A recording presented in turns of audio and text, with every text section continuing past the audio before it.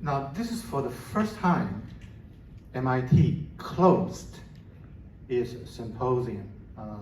MIT as an academic institution with federal funding, all their symposium are open to all audience. And this one, they only open to the alum, and I got their permission to use some of the slides in the talk. And this was just about 2 months ago when suddenly the generative AI is all over the media, and there's so many implications coming out of it, and as Prince just did in.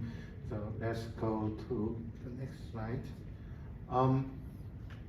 Here I'm going to talk about, bring you back to the previous slide about the classifier in computer vision. Now, that symposium in March, 2 months ago, was to help the MIT PhD alums to look inside the GPT, because there are just so many, in my view, just very crazy writings about ChatGPT. So let's start from this.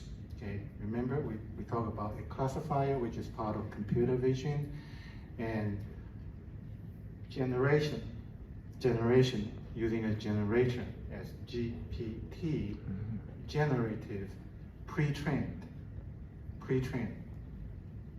transformer. Okay, transformer is a statistical model, and I will talk about it. Okay, so this is the quickest way to understand what is a GPT. It's generative, so it's a reverse of classification. Now you have to go through denoising process and so on and so forth to come up with 1 or 2 images of birds that the algorithm predict that you would like to see. Okay, but then there's a ton of other academic papers. So simple thing, tonight you can tell your friends, spouse, kids, what is GPT? It's a reverse of classifier. Okay. Now, how about generating language? Okay. Now, there are several ways to do word prediction. GPT, in essence, is a soup up, sterilized version of autocomplete. It's a super powerful version of autocomplete. And it predicts what is the next word. And there are several ways with which it predicts, right? It has knowledge of the rule of grammar. It also has a database. You can check with the facts, such as Wikipedia. There's also physical common sense. Lots of computer science researchers has imbued the algorithm and academic knowledge in this area. And then, of course, training data. There are tons and tons, gazillion tons of articles on the internet. So you have a huge training data. And that's the reason that we begin to move from language model, LM here represent language model, into LLM, large language model. And so you have seen the statistic, it has gazillion tons of nodes. It goes through trillion, quadrillion, infinite amount of text. Okay, but the basic is that here what we are seeing is the distance in terms of probability. Okay, so imagine this space shows the probability closeness.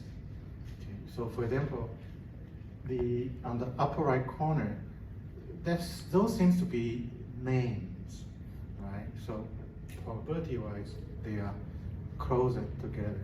But then you go to a different parts of speech, different. For example, let's go to the bottom one, as, right?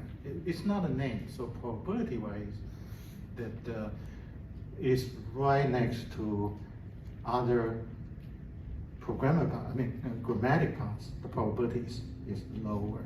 Okay, so you construct this probability map. Now, when you have tons of language, the model is incredibly huge. Okay?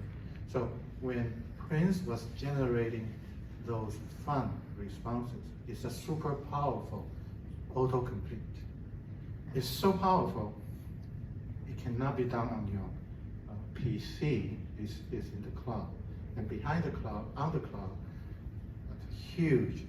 Again, gazillion tons of AI chips, and they generate so much heat. You actually have to, quite often right now, put this data center in ocean in order to take away the heat. So this is something that most people probably do not appreciate. Okay? In the process of generating this, gee whiz, very fun and very useful results, we consume tons of energy. And there's actually pretty serious about the carbon footprint generated by the generative AI. Okay?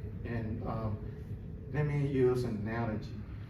In generating the response to a somewhat complex question, not a complex one, the energy consumed is in several hundred gigawatts. And what does that energy mean?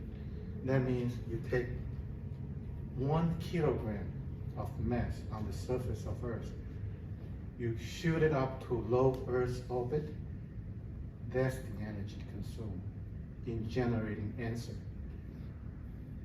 that we appreciate, that we enjoy. Okay.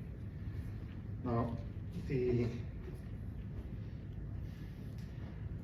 so we heard about transformers, right? Well, transformer is basically a higher dimension version of that space, that 2D graph you just saw.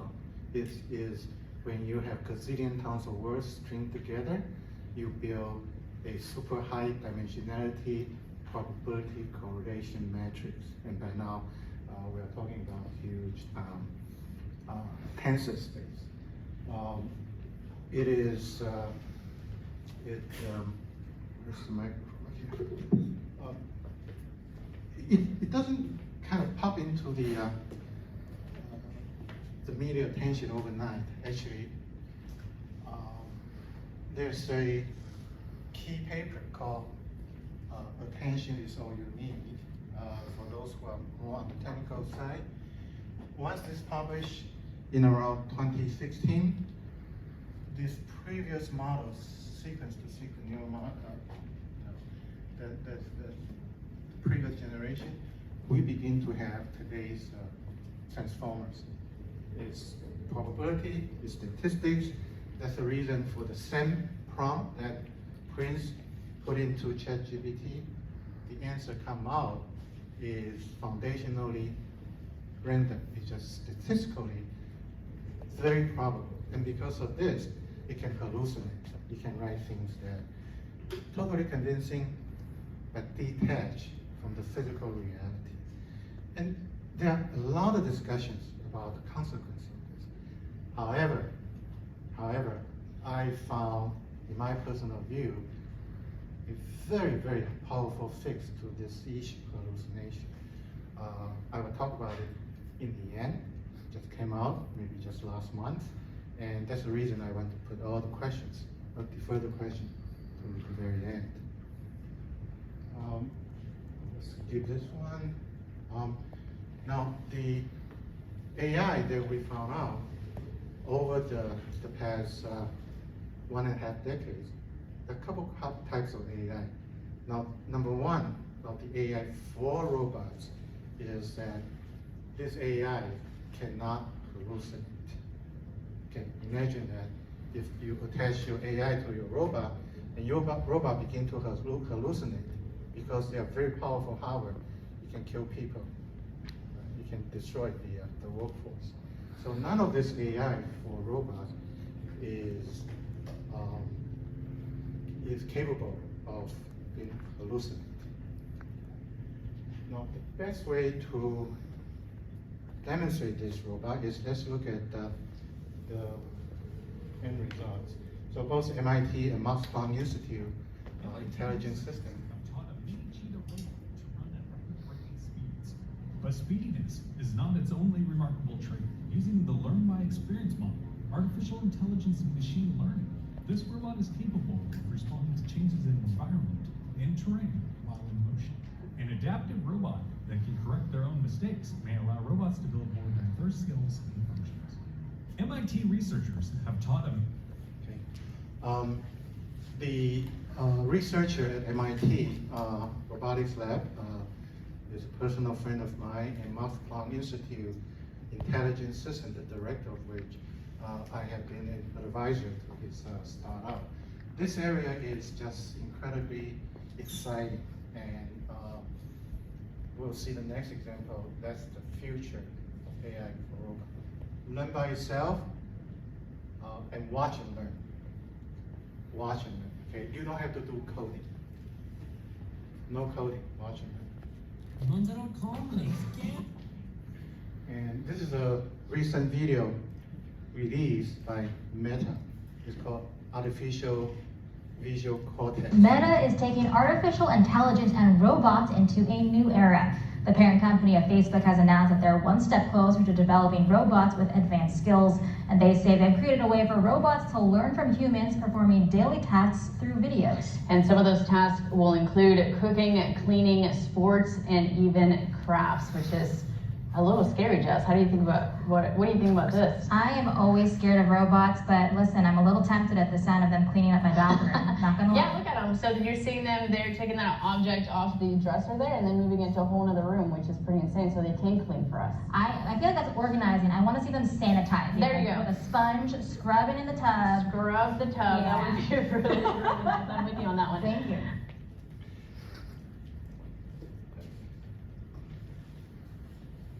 Great. So you now see that the robots begin to have the capability like a human kid, human child, right? Child development, you can go through the process.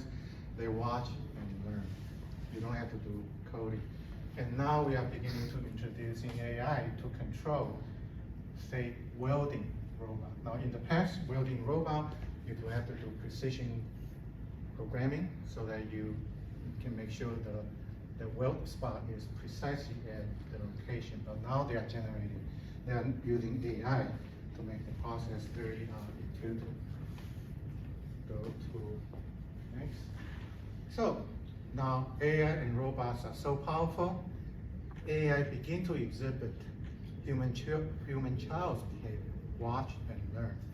So the ethics and policies are as important as the ethics and policy in the use of atomic powers. Now, many of you are the sci-fi fans of Isaac Asimov.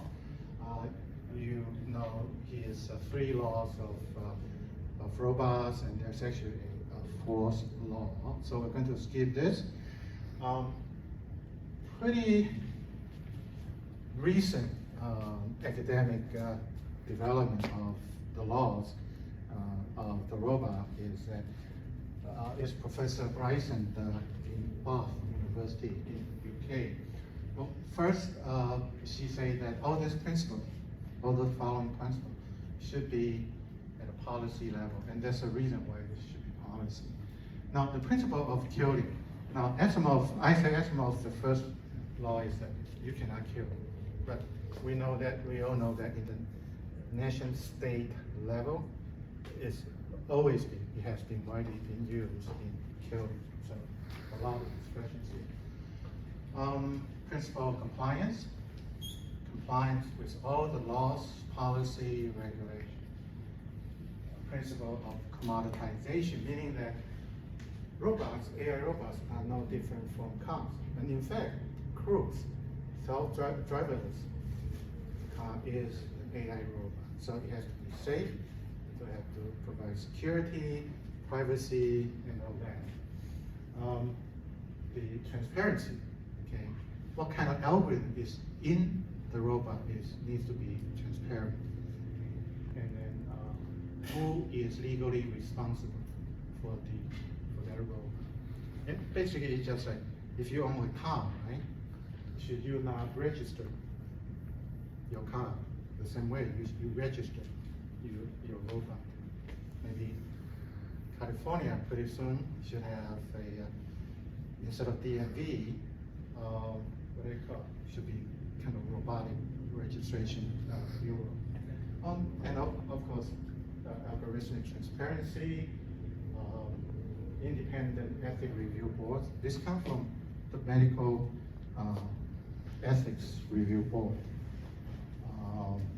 Robotic ombuds people is to liaise between public policymaker and the robotics industry, and rewarding good robots, because setting good example and the publicity is the best way to motivate all people who do robotic work. The future. We won't talk about the neuromorphic chip. Human brain consumes 20 watts power. So you hear, we are doing all very sophisticated AGI, artificial general intelligence, running on 20 watts. So basically, those old light bulbs. Okay. Many people fail to recognize the miracle of this. 20 watts. And what that means is that we need to have the AI chip that consumes energy that's 1 million times, an order of 6 less. Okay. So that we can put the chip on those dancing robot and they can continue to dance, right? Cognitive learning. So we begin to see robot exhibiting cognitive behavior, cognitive learning, like the young kids, young children. And they will go through what is called few shot, or one shot, or even 0 shot. They just look at their mom, they have a picture, and they know exactly what to do next. They don't have to go through like the current machine learning algorithm. You have to do that again and again, huge of data to construct a huge model. Just one shot, just look at mom, what's doing, they know what to do, right? Swarm of robots. We're going to show you toward the end, at the very end, the industrial application now.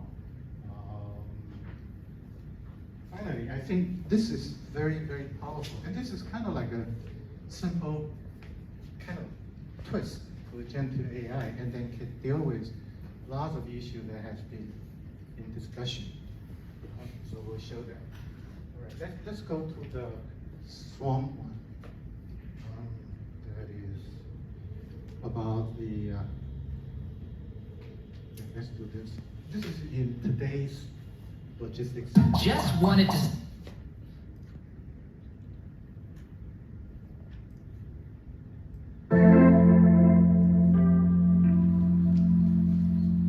Collective behavior and swarm patterns are found everywhere in nature.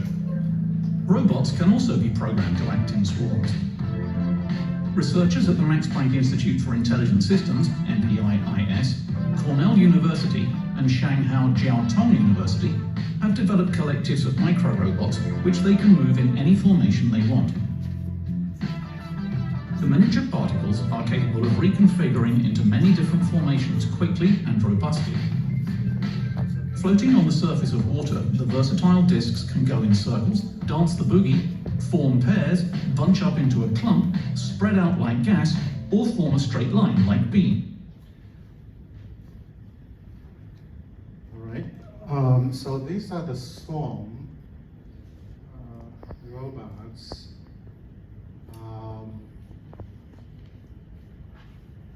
Yeah, let's go 1 minute on the industrial application. We do these days we have a swarm of robots. Forvia is one of the world's largest automotive technology groups, and 1 in 2 vehicles worldwide is equipped with Forvia products. In Forvia exhaust system plant in Isek, we are producing exhaust systems which are for our main customers. This is Daimler, PSA, and Volvo. I would start from historical. What you points of view. will see So later is 5-6 years ago, we had on the shop floor why stackers Amazon and all this can deliver guided equipment. the package to us, Of course, at we such a faced low a lot cost, of risk of accidents. costing us and we almost decided, nothing. to switch Has to to do automation. what you're going to We see choose only robots. in a few And, seconds. we installed 14 robots, which will secure both safety and efficiency on the shop floor. The mobile robots MIR are also used in other countries. Aside the Czech Republic, we have it in France, we have it in Italy, we have it in Portugal. So the last, and I think one of the last and also the most important topic is that I think personal view that will impact the use of generative AI is that you can actually twist the generative AI for it to become a Socratic teacher, a teacher that asks questions.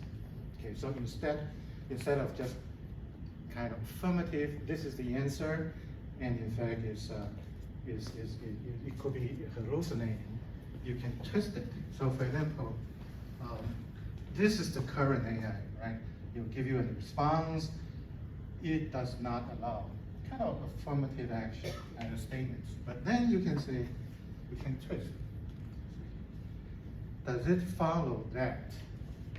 You kind of twist a little bit, begin to ask you questions. And how will we respond to a teacher asking us questions? This is a Socratic method of teaching. Right? So I think this can deal with many concerns that people have. Thanks for your attention.